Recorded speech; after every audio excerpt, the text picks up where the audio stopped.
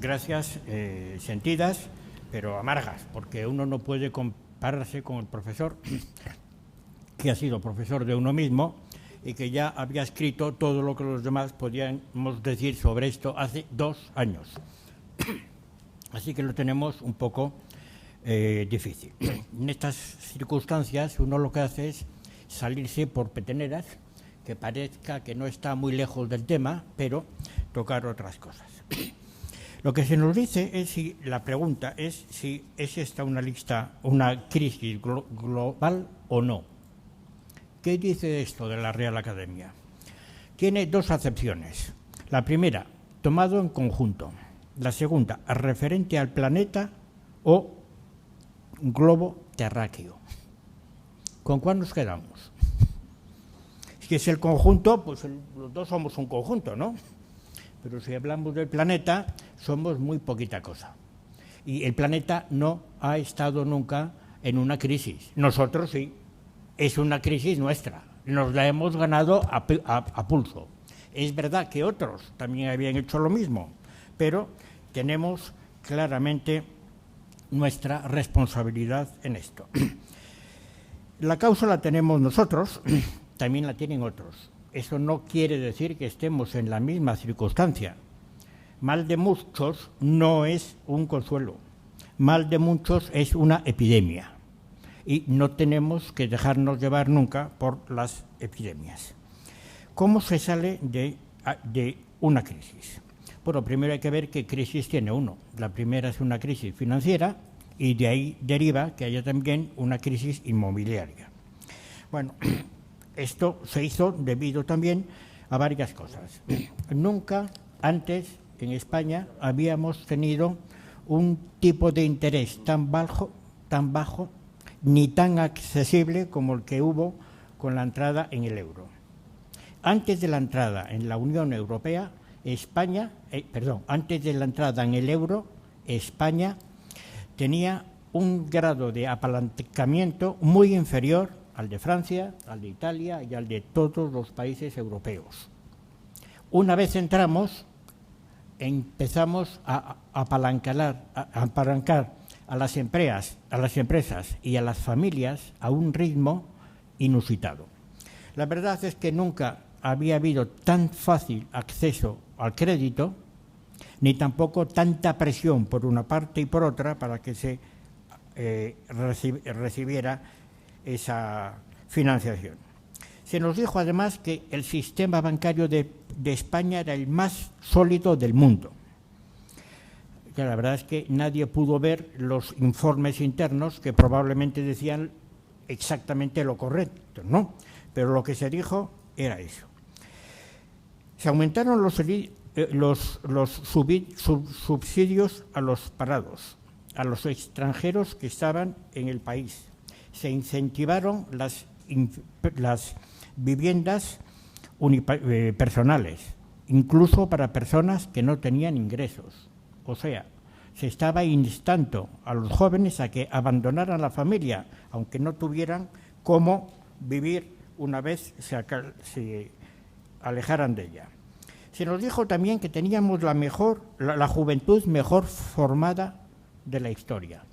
Es verdad que tenemos alguna gente muy buena, pero no debemos generalidad a toda la juventud, porque nunca había habido tampoco un absentismo tan alto como el que tenemos ahora en la educación. Tampoco había tanta gente que abandonaba la educación precozmente como ha ocurrido en los últimos 9 años. Se desatendió también al endeudamiento de las comunidades autónomas. No hubo ningún tipo de rigor ni de supervisión de lo que estaban haciendo. Y así, cuando en el 2012 Global Competitiveness Report hablaba de España, la ponía en el lugar número 119 del mundo. El número 1 lo tenía Suiza. En el mismo informe, la relación que había entre salarios y productividad en España estaba en el 126 número en el mundo. El primero era Singapur. Singapur tenía un nivel 3,1. Nosotros teníamos 5,5 sobre un total de 7. O sea que eran casi el doble de eficaces que nosotros. Pero a nosotros esto no nos importaba. Nos importaba tan poco como que para crear una empresa en España hacían falta 10 trámites y 40 días. Y perdón, no eran 40 días, sino solamente 28 días. Nos ganaba Polonia, que tenía 32, pero en Polonia solo hacían falta 6 trámites para conseguirlo y en España necesitábamos 10. Por lo tanto, era el país de la Unión Europea con más dificultades para crear empleos. Ayer también mencionó Rosell que el número de páginas de los BOEs autonómicos y el central en España superaba el 1.000.000. Esto sigue igual, ¿eh? No se ha reducido. Si sumamos todos ellos, que son muy difíciles de contar, es esto. No hay ningún país en donde haya esta carga tan tremenda. Bien, ¿qué más teníamos? Pues los aeropuertos más vacíos del mundo. En Ciudad Real, en Castellón, en Lérida, nuevecitos, pero vacíos para los demás.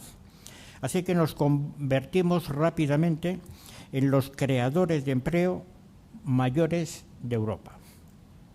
Para salir de la crisis necesitamos algunas cosas, ¿no?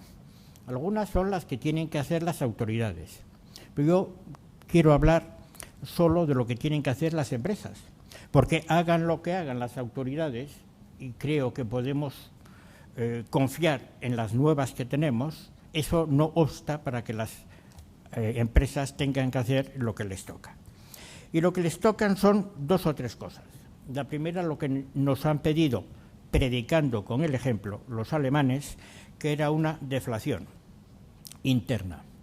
La deflación quiere decir que vamos a seguir trabajando, pero a un ritmo mayor, con más eficiencia, con más eficacia, y haciendo que, sin necesidad de mandar a nadie a la calle, seamos más competitivos. Que ganemos internamente la competitividad que habíamos perdido por nuestros excesos. Esto es fácil decirlo, pero es muy difícil hacerlo. Hay que cambiar muchas pautas, muchas. Y para ello hace falta algo importante. Bueno, 2 cosas. Hacen falta alianzas, unas externas y otras internas. Aquí sabemos competir, pero no sabemos cooperar. Y la cooperación es muy importante. Esta ignorancia que tenemos, algunos la remite a Adam Smith, en donde explicaba, en ese maravilloso libro suyo de la riqueza de las naciones, que rara vez se juntan los empresarios para que en esa junta no salga alguna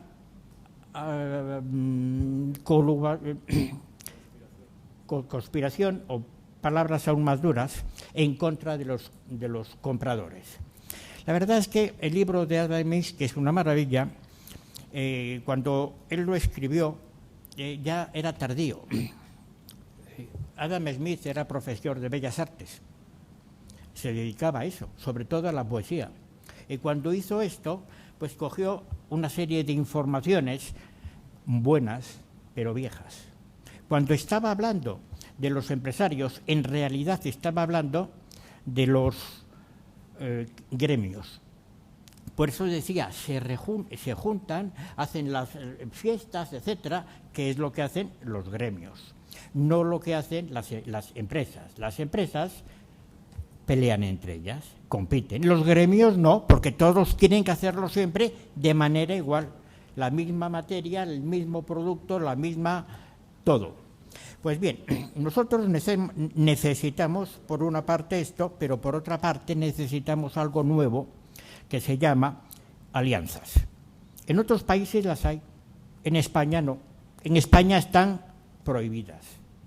La regulación de la competencia dice que no hace falta para condenar a una empresa que haya hecho una colusión, basta que hubiera podido hacerla.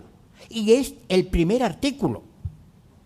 Bueno, esto es una auténtica barbaridad, como muchas otras que se hacen en este ámbito, cuando por la denuncia de un trabajador despedido y que, movido por el despecho, va contra la empresa, se le da toda la credibilidad, cosa que debería, pues, en aras a la defensa de los derechos de cada uno, no hacerse.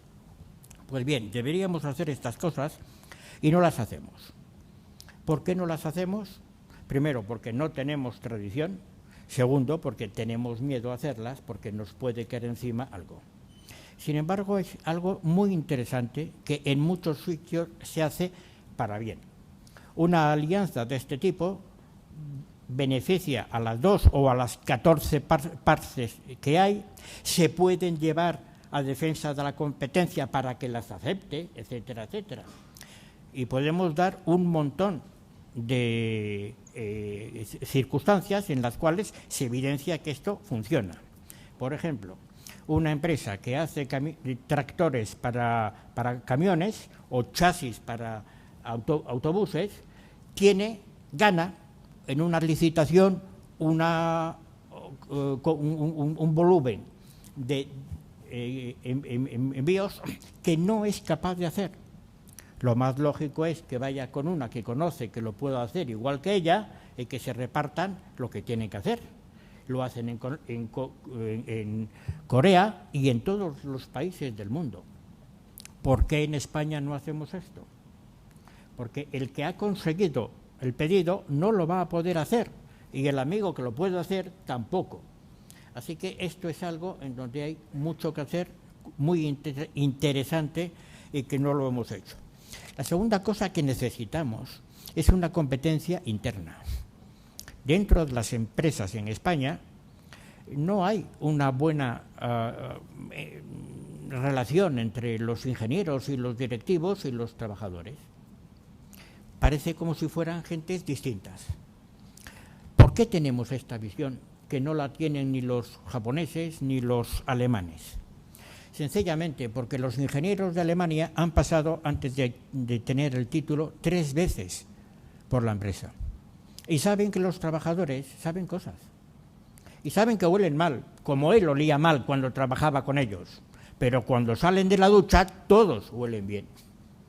Y después de haber pasado 3 años por la empresa, saben perfectamente qué se cuida allí dentro, lo que saben los otros y los que no. Aquí no. Porque incluso en Alemania, el que está trabajando en la empresa, cuando termina la formación profesional y está trabajando, puede ir a otra escuela de mayor rigor, y otra vez, y otra, sin tener que esperar a los 25 años, sin pasar tampoco por unos programas en donde les hacen hablar del arcipreste de Eta, por ejemplo, o los nombres de los que mataron a Viriato. ¿Alguno de ustedes sabe los 3 nombres? A mí me faltan segundos. Si alguien me lo dice, se lo agradeceré. Bien, todas estas personas podrían estar haciendo esto. Y esto se puede hacer en este país. Por ejemplo, en Valencia hay una fábrica de Ford. Ford es una marca americana. Hacen motores para camiones. Ford en España no hace camiones, pero estos motores sirven para los que hacen fuera. Todos los trabajadores han pasado por formación profesional. Todos ellos son a la vez mecánicos y maquinistas, de forma que cada uno arregla su propia máquina cuando se estropea. Y todos están dando ideas, pequeñas ideas. Estas ideas son premiadas. ¿Cómo? Pues cosas pequeñas, ¿eh? Una entrada para 2 personas a ver el partido del Real Madrid con el Valencia. O con un reloj barato, que se lo pone, el que lo gana. Y el que tiene 2 lleva los 2. Y el que 3 también. Y cuando alguien le dice algo, enseña a los 3. Este tipo de cosas no las hacemos porque no hay este entendimiento que no es tan difícil, porque de verdad estamos todos en el mismo sitio, ¿no? Y si estamos ahí dentro, pues este tipo de cosas son muy interesantes y pueden ser útiles para los demás. ¿Esto qué quiere decir?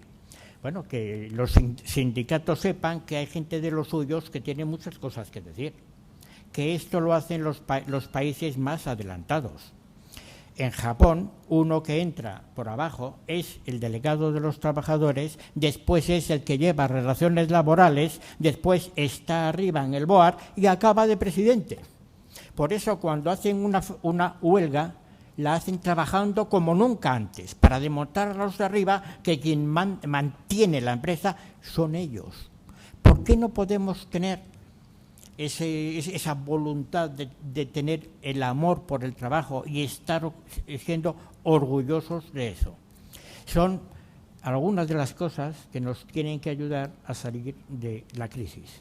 No solo vale que se necesita el dinero, las buenas normas, sino también las buenas prácticas. Gracias.